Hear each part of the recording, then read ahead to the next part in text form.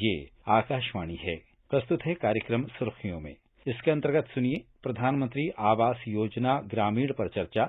इसमें भाग ले रहे हैं राजनीतिक विश्लेषक के.वी. प्रसाद और पत्रकार नीलाभ श्रीवास्तव।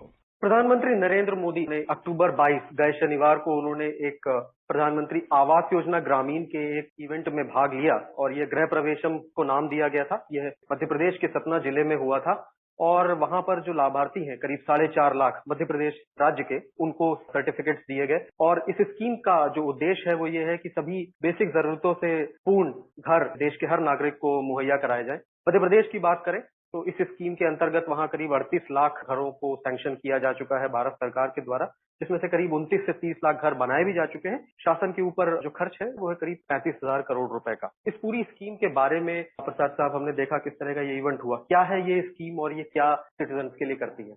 देखिए, भारत सरकार का एक शुरू से एक नीति रही है कि हम सामाजिक कल्याण के लिए काम करेंगे ताकि जो हमारा पिछड़ा हुआ वर्ग है, जो गरीब है, जो उस तबके को उस गरीबी से ऊपर बढ़ाएं और उनका उन्मूलन हो और वो विकास की ओर बढ़े। बहुत पुरानी बात है, सब कहते हैं रोटी, कपड़ा और मकान, ये तीन चीजें जिसे हम मानते हैं कि मूलभूत सुविधाओं में माना जाता है कि किसी भी नागरिक को मिलना चाहिए और ये सरकार की व्यवस्था में ऐसा होना चाहिए कि सबको ये सक्षम हो, ये सब मूलभूत सुविधाएं उन्हें मिले।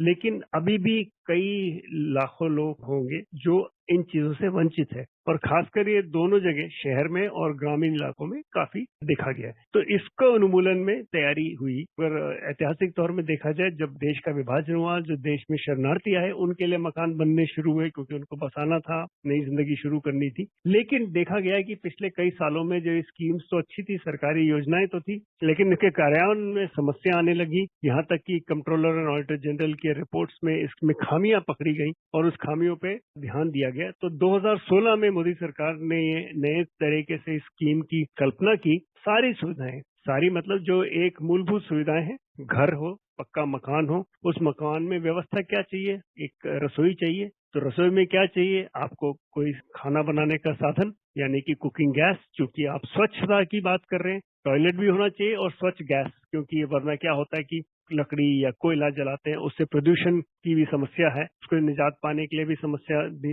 पानी, मूलभूत सुविधाओं में पानी आना चाहिए, स्वच्छ पेयजल की तैयारी रहती है। तो ये दो इसमें, तो एक तरह से सरकारी की जो अलग अलग कार्यक्रम है उसमें से जो सरकार धन आवंटन करती है वो धन को एक स्कीम के तहत लाकर उसको एक जगह, ताकि गृह प्रवेश के दिन आप वहां जाके रह सकते हैं और आप अपनी जिंदगी नए सिरे से शुरू कर सकते हैं उसी दिन।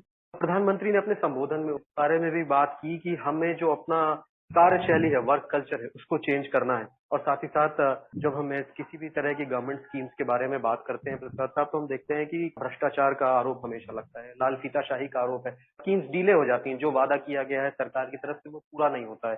तो इस पर भी उनका संबोधन था, तो उसके लिए भी क्या सरकार इस बारे में प्रयास कर रही है?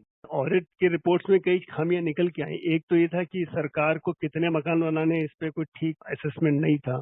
फिर उसमें पारदर्शिता नहीं थी कि किसको ये मकान मिलने हैं। तीसरा, उसमें मकान बन रहा है नहीं बन रहा है, ये नहीं हो रहा था। तो इसमें जो भारत सरकार ने एक योजना में एक चीज नहीं इंट्रोड्यूस किया, जिसके तहत प्रधानमंत्री का जिक्र भी रहा, कि वहां पे मिस्त्री जो चाहिए उसका एक ट्रेनिंग और उसका सर्टिफिकेशन, पूरे भारत में एक किस्म से एक वर्कफोर्स तैयार करो जो इस दोनों की तरह, और उसमें अलग अलग कार्यक्रम में से जुड़ सकते हैं। जैसे कि मनरेगा में कुछ साधन है, उस साधन के तहत आपकी नौकरी लग सकती है, या 100 दिन का काम जो मिलता है उसमें शायद 80-90 दिन इसमें कार्य योजना में कर सकते हैं। अब जब आपके जेब में पैसा होगा तो आप खर्चेंगे तो कोई ना कुछ चीजें आएंगी। जैसे प्रधानमंत्री ने भी जिक्र किया कि भाई इसको ऐसे देखिएगा कि सामग्री आप खरीदते हैं तो उससे उत्पादन की ओर जोर बढ़ेगा, और उसका उत्पादन होगा तो और वहाँ पे विकास के कार्यक्रम बनेगा। तो शायद वो सतना का उन्होंने कहा था, चूना गारा की बात की थी, लाइमस्टोन जो कि इस्तेमाल होता है खासकर मकान बनाने में। तो कैसे विकास की ओर देश बढ़ सकता है,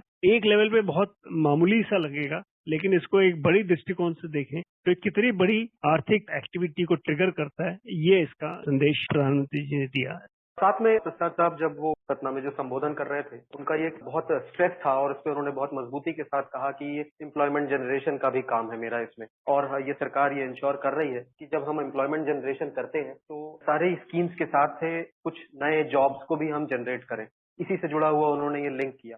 तो ऑपोजिशन का आरोप रहा है सरकार के ऊपर कि जॉब क्रिएशन बहुत स्लो है। तो क्या इस पे स्ट्रेस है गवर्नमेंट का, आप इसे कैसे देखते हैं? सरकार का प्रयास ये है, जैसे मैंने कहा, अलग अलग कार्यक्रम है जो सरकार का, उसका फायदा उठाते हुए इस स्कीम के तहत, जैसे उज्ज्वला खाना बनाने रसोई गैस के लिए, जल जीवन मिशन स्वच्छ पेयजल देने की जो पूरी मुहिम है, उसके तहत कुछ फंड्स वहां से निकल के आए। तो उदाहरण के तौर पे आपने कहा जैसे एम्प्लॉयमेंट जनरेशन है, अब आपने पाइप खरीदा पानी डालने के लिए, तो पाइप कहीं तो बनेगा, जाकर किसी फैक्ट्री में बनेगा। उस फैक्ट्री में जब बनेगा तो उसके पीछे जो उसके लिए रॉ मटेरियल चाहिए, चाहे वो स्टील हो, चाहे उसके और जो है, वहां का एम्प्लॉयमेंट उस तरह से। तो हर इकोनॉमिक एक्टिविटी वो जो जनरेट करता है, उसके पीछे किसी न किसी को रोजगार मिलता है। तो ठीक उसी तरह जब आप मकान बनाएंगे तो सिर्फ मकान ही नहीं, मकान आपने बनाया, दरवाजे लगेंगे, खिड़कियां लगेंगी, कई सारी चीजें हैं जो उसमें मूलभूत होंगे, दरवाजे, हैंडल, डोर, ताले। तो हर एक फैक्ट्री में उसका काम होगा ना। सीमेंट, ईंटा, गारा, ये सब तो सबको पता है। घर में आपने बिजली दी है तो बिजली की तार लगेगी, इलेक्ट्रिक बल्ब लगेगा, स्विच लगेगा। तो हर चीज अपनी जगह एक इकोनॉमिक एक्टिविटी को रोटेट करता है, और जब इकोनॉमिक एक्टिविटी यानी कि आर्थिक गतिविधि तेज होती है तो वो कहीं ना कहीं रोजगार वो साधन बनेगा।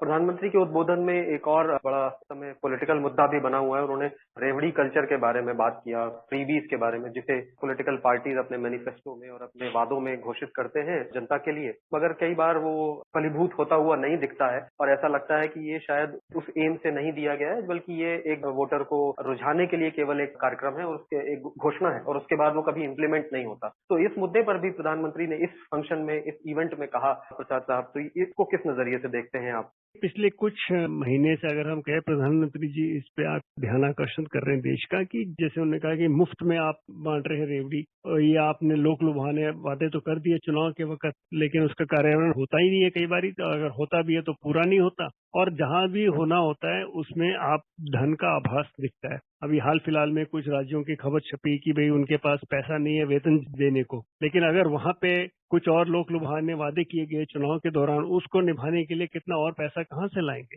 ये तो सबके सामने दिख रहा है। तो प्रधानमंत्री जी ने इस पे काफी दिनों से वो ध्यान आकर्षित कर रहे हैं कि ये जो प्रवृत्ति आ रही है जो हमारे पॉलिटिकल पार्टी या पॉलिटिकल सिस्टम में, इस पे आघात करना जरूरी है, क्योंकि लोग समझें कि हमारे यहाँ देश में, देखिए, एक चीज तो साफ है कि जो इनकम टैक्स तो बहुत ही कम लोग अपना आय कर देते हैं। हाँ, इनडायरेक्ट टैक्सेस, जीएसटी वगैरह जो अब शुरू है, इससे कर प्रणाली में सुधार हुआ है और उसमें कर से जो पैसा आ रहा है सरकार के खजाने में बढ़ रहा है, लेकिन जितना है उसके अंदर खर्च के काम करना जरूरी है।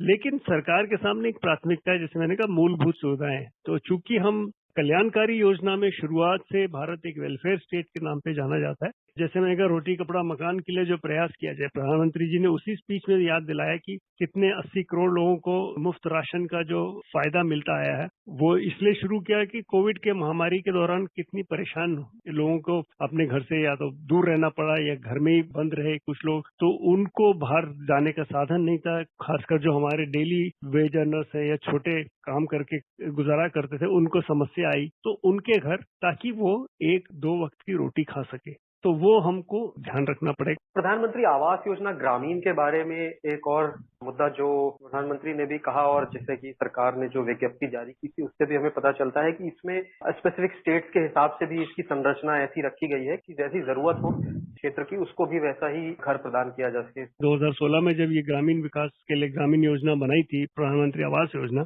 इसकी में खास ध्यान रखा गया। राज्यों के अलावा अलग अलग प्रांतों में, राज्य के अलग अलग डिस्ट्रिक्ट्स हैं, वहां पे जो लोकल कंडीशंस हैं, उसके तहत किस तरह का जब मकान बनाने के लिए जो सामान चाहिए, ये नहीं कि सभी जगह एक ही तरह का चूना और एक ही तरह का सीमेंट और एक ही तरह का गारा लग रहा है। अलग अलग प्रांतों में जो समस्याएं हैं या अलग अलग प्रांतों में जो हमारे यहाँ मौसम है, उसके अनुकूल कोशिश है कि वे उसके अनुकूल ही जो हमारे वातावरण को सूट करते हुए मकान बनाए जाएं। आपका धन्यवाद प्रसाद साहब। अभी आप सुन रहे थे प्रधानमंत्री आवास योजना ग्रामीण पर चर्चा। इसमें भाग ले रहे थे राजनीतिक विश्लेषक केवी प्रसाद और पत्रकार नीलाभ श्रीवास्तव। ये कार्यक्रम आकाशवाणी के समाचार सेवा प्रभाग द्वारा प्रस्तुत किया गया। इसे आप हमारे mobile app news on AIR और YouTube channel news on AIR official पर भी सुन सकते हैं। इस कार्यक्रम के संबंध में अपनी प्रतिक्रिया आप हमें ईमेल कर सकते हैं। पता है airnsttalks@gmail.com। ये कार्यक्रम फिर से सुनने के लिए लॉग ऑन करें हमारी वेबसाइट newsonair.nic.in।